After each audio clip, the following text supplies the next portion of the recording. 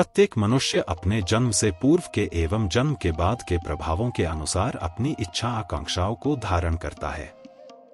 आनुवंशिकता एवं राष्ट्रीयता, सामाजिक और पारिवारिक विशिष्टताएं, अभिरुचियां तथा आदतें प्रत्येक मनुष्य के जीवन को ढालती हैं। परंतु प्रारंभिक जीवन में हर जगह के बच्चे प्रायः एक जैसे ही होते हैं। यीशु ने कहा था, मेरे पास छोटे बच्चों को आने दो और उन्हें आने से रोको नहीं, क्योंकि ईश्वर का साम्राज्य इनके जैसों का ही है। दिव्यता ही संसार भर के सभी बच्चों की राष्ट्रीयता है, परंतु जैसे जैसे वे बड़े होते जाते हैं और परिवार व समाज के विशेष लक्षण उन पर अपना प्रभाव डालने लग जाते हैं, तो बच्चे अपने राष्ट्रीय और अपने जातीय लक्षणों को व्यक्त करने लगते हैं। ईश्वर ने विभिन्न सभ्यताओं, जातियों और व्यक्तिगत मनोवृत्तियों में विविध समेकनों में सत्य की अभिव्यक्ति की है। इस विविधता के द्वारा उसने मानव की क्षमता के अनेकविध रूपों का चित्रण हमारे सामने प्रस्तुत किया है। मनुष्य का कर्तव्य है कि वह इस विविधता में से उन गुणों को चुने जो सर्वोत्तम हों तथा अपने अंतर में, अपने राष्ट्र में और संसार में इनको संवर्धित करे। महान लोग और संत ऐसा ही करते हैं।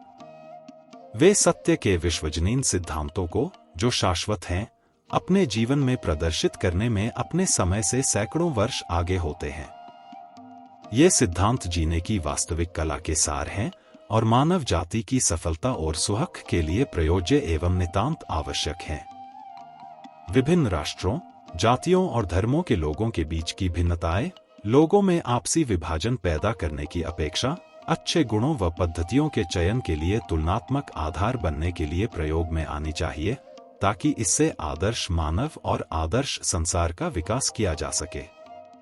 वर्तमान में सभी राष्ट्रों में से भारत व अमेरिका क्रमशः आध्यात्मिक एवं विचक्षण भौतिक सभ्यताओं की पराकाष्ठा का प्रतिनिधित्व करते हैं। भारत एवं अन्य पूर्वी राष्ट्रों ने उच्चतम कोटि के महापुरुषों को जन्म दिया, जैसे यीशु और गांधी। वहीं दूसरी ओर अमेरिका ने महानतम व्यापारियों और व्यावहारिक वैज्ञानिकों को उत्पन्न किया, जैसे हेनरी फोर्ड एवं टॉमस एडिसन। उक्त महापुरुषों के उद्धृत जीवनों में व्यक्त विचक्षण आध्यात्मिक गुणों और कुशल भौतिक गुणों का समन्वय एक ऐसी जीवन की कला को प्रस्तुत कर सकता है, जो प्रत्येक राष्ट्र में शारीरिक, मानसिक, चारित्रिक, भौतिक, सामाजिक व आध्यात्मिक रूप से उच्चतम कोटि के सर्वोन्मुख मानव का निर्माण कर सके। एक पक्षीय राष्ट्रीय विशेषताओं की अपेक्षा विश्व के सभी राष्ट्रों व सभी महापुरुषों के सर्वोन्मुखी जीवन के शाश्वत सिद्धांतों को चुनना महत्वपूर्ण है। केवल ऐसे सिद्धांतों को न चुने जो आध्यात्मिक पक्ष के मूल्य पर केवल भौतिक पक्ष का हो अथवा इसके विपरीत भौतिक पक्ष के मूल्य पर आध्यात्मिक पक्ष का ही विकास करें। ऐसे सिद्धांतों को अपनाएं जो संतुलित शारीरिक, मानसिक, चारित्रिक और आध्यात्मिक गुणों से संपन्न महामानव का समानता व समन्वय से विकास करें। एक समान विकास के लिए व्यावहारिक पद्धतियां। निम्नलिखित कुछ व्यावहारिक पद्धतियां शरीर, मन और आत्मा को समान रूप से विकसित करने के लिए उपयुक्त हैं। अपने दैनिक खानपान में दूध एवं दूध से बने अन्य पदार्थ और अच्छी मात्रा में कच्ची सब्जियां तथा ताजा फल सम्मिलित कीजिए। संतरे के रस का एक बड़ा गिलास बारीक पिसे सूखे मेवे मिलाकर पिए। जहां तक संभव हो मांस का प्रयोग कम करें। गाय और सूअर का मांस तो बिल्कुल ही न लें। आहार विज्ञान से संबंधित कोई अच्छी आधुनिक पुस्तक पढ़े और उसे व्यवहार में लाए। सप्ताह में एक दिन केवल संतरे के रस पर उपवास करें और डॉक्टर के परामर्श अनुसार उचित अकृत्रिम विरेचक का प्रयोग करें। प्रतिदिन सुबह और शाम गहन एकाग्रता के साथ द्रुत गति से टहलें, दौड़ें अथवा अपनी शरीर संरचना के अनुसार जितनी तीव्रता से हो सके किसी प्रकार का कोई व्यायाम तब तक करें जब तक आपको पसीना न आ जाए। भगवद गीता या बाइबल से कुछ प्रेरणादायक परिच्छेद पढ़ें और उस पर चिंतन करें। शेक्सपियर एवं अन्य उत्कृष्ट साहित्य पढ़ें और रसायन शास्त्र, भौतिक शास्त्र, शरीर विज्ञान, पौर्वात्य एवं पाश्चात्य दर्शन का इतिहास, धर्मों के तुलनात्मक अध्ययन, नीतिशास्त्र और मनोविज्ञान जैसे अन्य विषयों की व्यावहारिक पुस्तकों से यथोचित भाग लेकर पढ़े। घटिया एवं निम्न स्तरीय साहित्य पढ़ने में अपना समय नष्ट न करें। भरोसा करने योग्य कोई स्वास्थ्य संबंधी पत्र पत्रिका पढ़े और प्रेरणादायक आध्यात्मिक पत्रिका पढ़े। समाचार पत्र पढ़ते समय अपने पठन में केवल कॉमिक एवं अपराध घोटालों के समाचार नहीं बल्कि संपादकीय तथा स्वास्थ्य संबंधी लेख सम्मिलित करें। विभिन्न मंदिरों व चर्चों में जाएं, जैसे प्रोटेस्टेंट, कैथोलिक, बौद्ध, यहूदी, हिंदू इत्यादि, ताकि आप सभी धर्मों को बेहतर समझ सकें और आप में उनके प्रति आदर भाव विकसित हो सके। इनमें से प्रत्येक स्थान को अपने ही ईश्वर के मंदिर के रूप में देखें।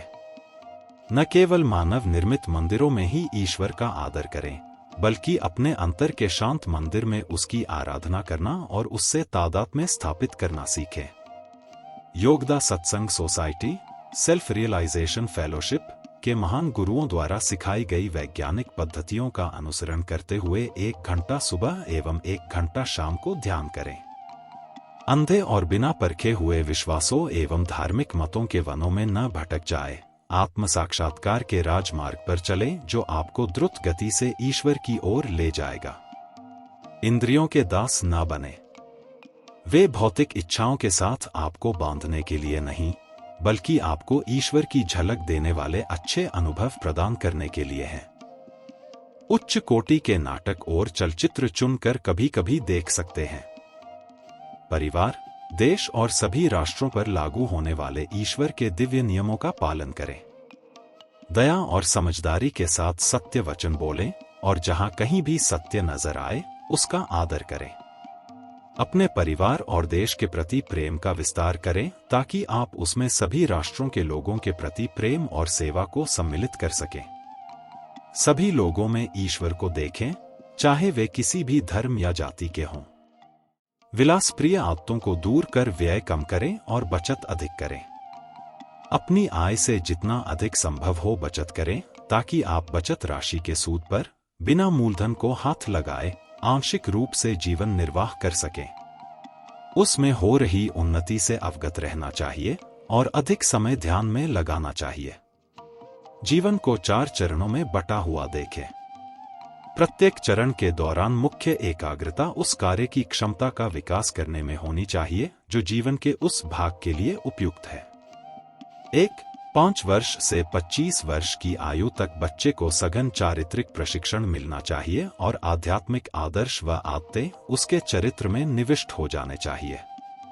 जैसे जैसे वह वयस्कता की ओर बढ़े उसे सामान्य शिक्षा मिलनी चाहिए। अध्ययन और प्रेक्षण द्वारा कार्यकुशलता सिखाई जानी चाहिए और जिस कार्य में उसकी रुचि हो उसमें विशेष प्रशिक्षण दिया जाना चाहिए।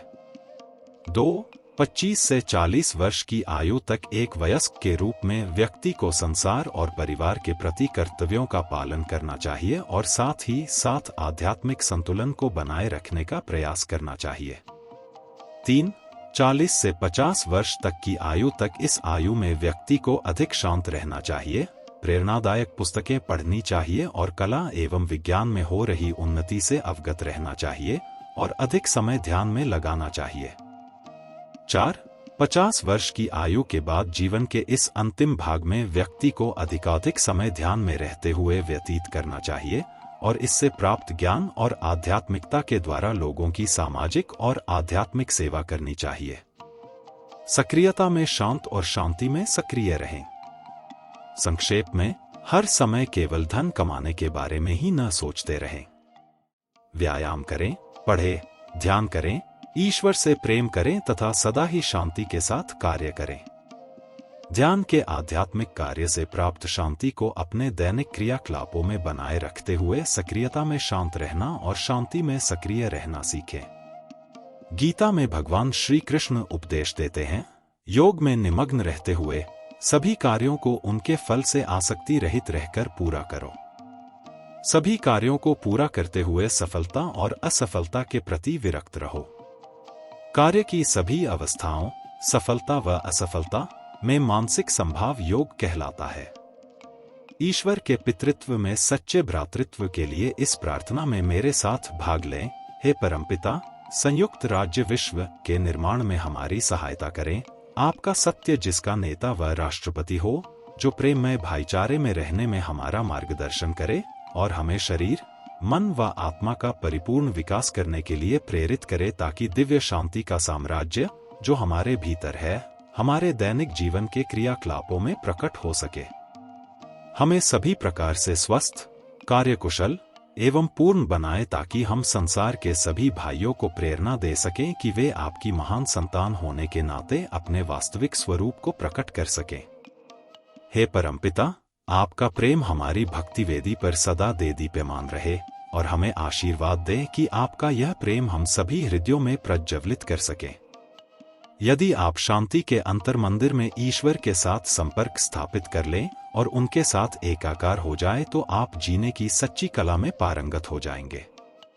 तब वो उत्तम स्वास्थ्य, समृद्धि, प्रज्ञा, प्रेम और आनंद का वरदान आपको प्राप्त हो जाएगा।